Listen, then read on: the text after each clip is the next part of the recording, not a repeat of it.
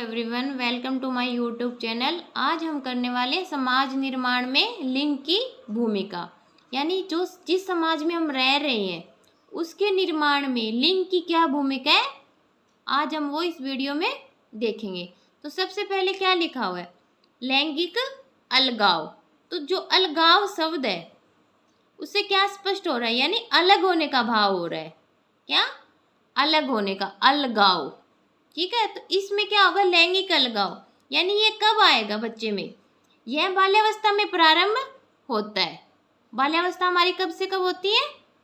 6 से लेके 12 तक। उसमें बच्चे में लैंगिक अलगाव पैदा हो जाता है, यानी लड़का लड़के के साथ रहना लग जाता है और लड़कियां लड़कियों के ग्रुप में रहने लग जाती है, यानी उनमें लिंग के प्रति अलग अलग भावना इसमें आ जाती है बाल्यावस्था में। वो क्या हमारा लैंगिक अलगाव है। तो लैंगिक अलगाव तो हमने देख लिया कि बाल्यावस्था में यह प्रारंभ होता है, जिसमें लड़का लड़के के ग्रुप में और लड़की लड़की के ग्रुप में रहना पसंद करते हैं। पर जो लैंगिक आकर्षण होगा, यानी आकर्षण एक दूसरे के प्रति जो खिंचाव होगा, वो किशोरावस्था में प्रारंभ होता है। यानी विपरीत लिंग के प्रति जो आकर्षण होता है वो कब प्रारंभ होता है? हमारा किशोरावस्था में प्रारंभ होता है। उसे हम क्या कहते हैं? लैंगिक आकर्षण कहेंगे। नेक्स्ट क्या है? समूह भक्ति, यानी ग्रुप। अपने जो ग्रुप बना लिया उसने किशोरावस्था में, उस ग्रुप के प्रति उसके जो विचार हैं कि हम ऐसा करेंगे, जो ग्रुप के मेंबर हैं वो अपना एक ग्रुप बनाते हैं किशोरावस्था में। उसके जो विचार हैं, उनका जो व्यवहार है कि दूसरों के साथ हमें अच्छा व्यवहार करना है या बुरा करना है, वो जो ग्रुप के मेंबर हैं वो वैसा ही करेंगे, एक जैसी वेशभूषा धारण करेंगे। ठीक है, उसको अपना आदर्श मान लेते हैं। जो समूह भक्ति क्या होगी, जो किशोरावस्था में हम एक ग्रुप बनाते हैं, उस ग्रुप का अपना एक व्यवहार होता है, अपनी एक वेशभूषा धारण कर लेते हैं, अपने विचार बना लेते हैं और उसके प्रति वो उसको आदर्श मान लेते हैं। नेक्स्ट क्या हमारा? स्वतंत्रता व संघर्ष।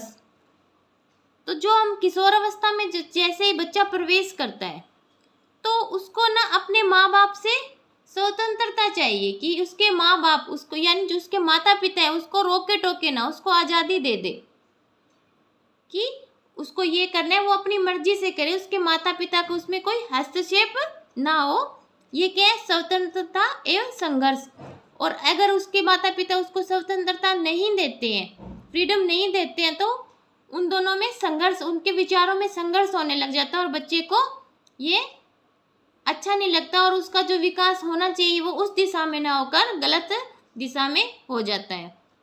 तो क्या दिया है? बालक व बालिकाओं में लैंगिक परिपक्वता के साथ साथ माता पिता से स्वतंत्रता व व्यवसाय चुनाव को लेकर संघर्ष होता है। तो क्या है कि जो किशोरावस्था में बच्चा प्रवेश करता है तो उसे अपने विचारों की स्वतंत्रता चाहिए कि उसके माता पिता उसके जो विचार है उसको माने, बनाए कि अपने विचार उस पर थोपे। वो जो ऐसा करना चाहता है उसको वैसा ही करने दे। ऐसा इन विचारों को लेकर उन दोनों में संघर्ष होता है, माता पिता और बच्चे में संघर्ष की भावना पैदा हो जाती है। आगे क्या दिया हुआ है? लैंगिक भेदभाव, यानी ये भेदभाव किस प्रकार होता है वो हम आगे देखेंगे। आगे क्या है? मनोवैज्ञानिकों ने अनुसंधान यानी प्रयोग के आधार पर यह बताया है कि महिला व पुरुष लिंग के कारण उनके जो व्यवहार में, उनके व्यक्तित्व में अंतर आ जाता है। यानी किसके कारण आता है? लिंग के कारण ये विभिन्नता पाई जाती है पुरुष और महिला में। तो किस प्रकार की विभिन्नता पाई जाती है? तो पहले ये सामान्य बुद्धि और विशिष्ट बुद्धि। ठीक है, जो मनोवैज्ञानिक है उन्होंने अनुसंधान करके यह पता किया है कि महिला व पुरुष में विभिन्नता किस कारण आती है? लिंग के कारण आती है। तो पहले किस में बताइए उन्होंने? सामान्य बुद्धि और विशिष्ट बुद्धि में, कि दोनों की सामान्य बुद्धि और विशिष्ट बुद्धि में क्या अंतर होता है। महिला या पुरुष में कुछ विशिष्ट योग्यता का अंतर होता है, यानी महिला में अलग क्वालिटी होती है और पुरुष में अलग होती है। पुरुष में समानता तर्क करने, समानता खोजने व सामान्य ज्ञान ज्यादा श्रेष्ठ, व लड़कियों में समण यानी याद रखने, भाषा व सौंदर्य बोध अधिक होते हैं। तो क्या बताया है कि पुरुष में क्या होता है, तर्क करने की योग्यता ज़्यादा होती है महिला की अपेक्षा। समानता यानी किसी में समानता खोजेंगे कि उस इसमें और उसमें क्या समानता है। सामान्य ज्ञान ज़्यादा श्रेष्ठ होता है। और लड़कियों में क्या होता है, उनकी समझ शक्ति अच्छी होती है, भाषा अच्छी होती है और सौंदर्य बोध अधिक होता है उन्हें। लड़कियों की भाषा शब्दावली पठन गति भी अधिक होती है। ये मनोवैज्ञानिकों के अनुसार उनमें अंतर पाए जाते हैं, यानी महिला और पुरुष में। नेक्स्ट क्या है, व्यक्तित्व में अंतर। तो जो व्यक्तित्व में अंतर आता है वो किस कारण आता है, व्यक्तिगत विभिन्नताओं की वजह से लड़के व लड़की का अस्तित्व यानी जो व्यक्तित्व है वो अलग अलग होता है। किस कारण होता है, व्यक्तिगत विभिन्नताओं के कारण। ठीक है, महिला और पुरुष का व्यक्तित्व किसके कारण विभिन्न होता है, व्यक्तिगत विभिन्नता यानी उनके अंदर जो विभिन्नता है लिंग को लेकर, उसके कारण उनके व्यक्तित्व में विभिन्नता आती है।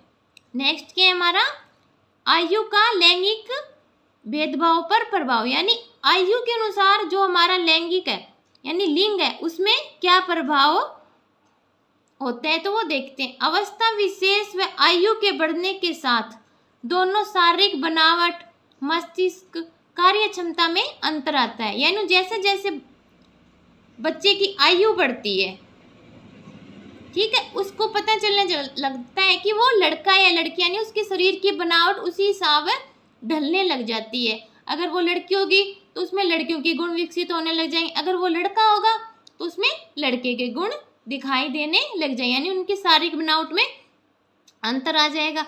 मस्तिष्क यानी मनोवैज्ञानिकों के अनुसार उनके मस्तिष्क में भी बदलाव आएगा। कार्य क्षमता यानी उनके जो कार्य करने की क्षमता है उसमें भी अंतर आएगा। नेक्स्ट क्या है, जाति के आधार पर लैंगिक मुद्दे, यानी जाति के आधार पर लिंग का निर्धारण कैसे होता है। तो विभिन्न जातियों पर किए गए अध्ययन से स्पष्ट होता है, यानी विभिन्न जातियों पर अध्ययन किए गए और उस अध्ययन से स्पष्ट हुआ है कि उच्च बौद्धिक योग्यता पर प्रभाव पड़ता है। जो हमारी जाति है उसका भी हमारे लिंग की बौद्धिक योग्यता पर प्रभाव पड़ता है, यानी महिला या पुरुष की जो बौद्धिक योग्यता है उस पर जाति का भी प्रभाव पड़ता है। जैसे इसमें उदाहरण दिया गया है, आदिम जाति के लोगों में यानी पुराने जो हमारी जातियां थी, ठीक है, उसके लोगों में संवेदी यानी उनमें संवेदना व गामक अभिलक्षण, यानी गामक क्या हो गया, हमारे चलने दौड़ने यानी गामक क्रियाओं में अभिलक्षण उत्तम व प्रत्यक्षण, यानी देख के ही पहचान लेते थे। प्रत्यक्ष किसी चीज को देख लिया तो उसको समझ जाते थे अच्छे से कि गति तेज होती थी।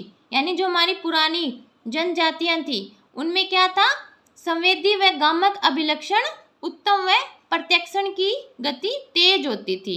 यानी आज की जाति में और जो पुराने हैं उनकी जाति में यह लिंग के आधार पर विभिन्नता बताई गई है, अध्ययन से यह स्पष्ट किया गया है।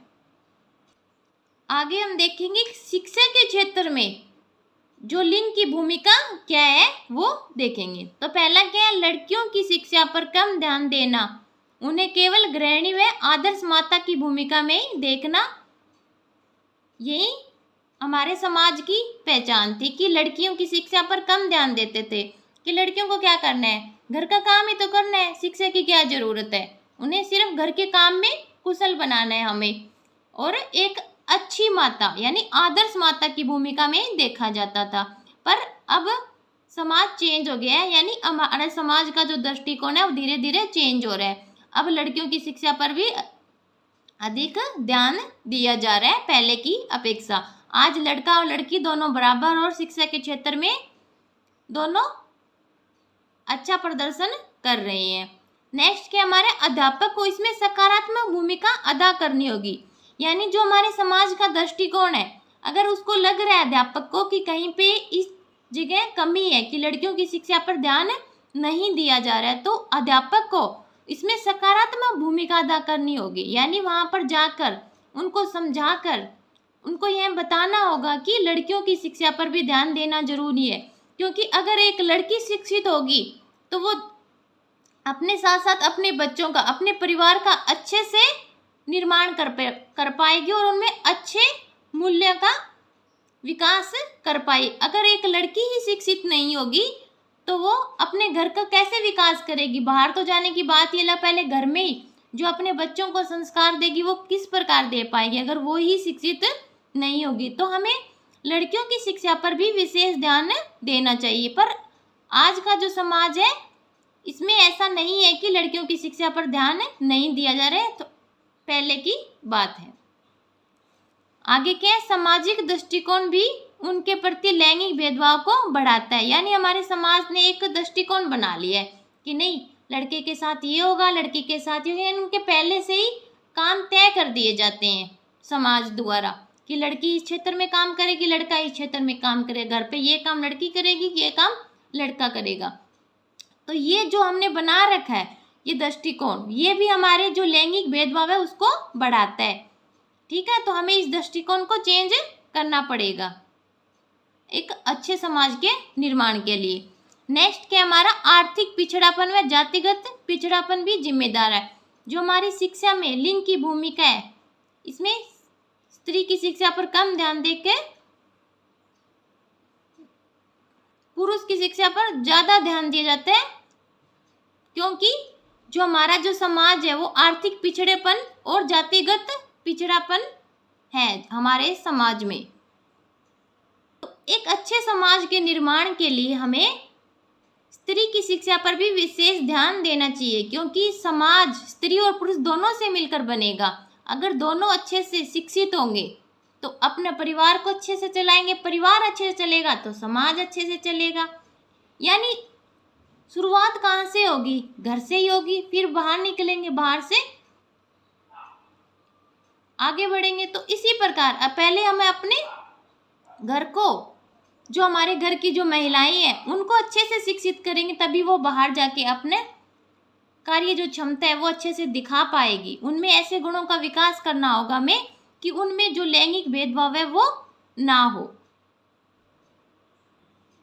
तो आज की वीडियो में हमने क्या किया, समाज के निर्माण में लिंग की भूमिका पर विचार किया है कि किस प्रकार का समाज है हमारे यहाँ पर, कैसे कैसे भेदभाव होते हैं और कहाँ से हमारे लिंग में बदलाव शुरू होता है कि पता चलने लगे कि ये लड़का है या लड़की है, कहाँ से ये है, यानी उसकी एज क्या है, कहाँ से स्टार्ट होती है, बाल्यावस्था से यह सब कुछ शुरू होता है लिंग का निर्धारण होना।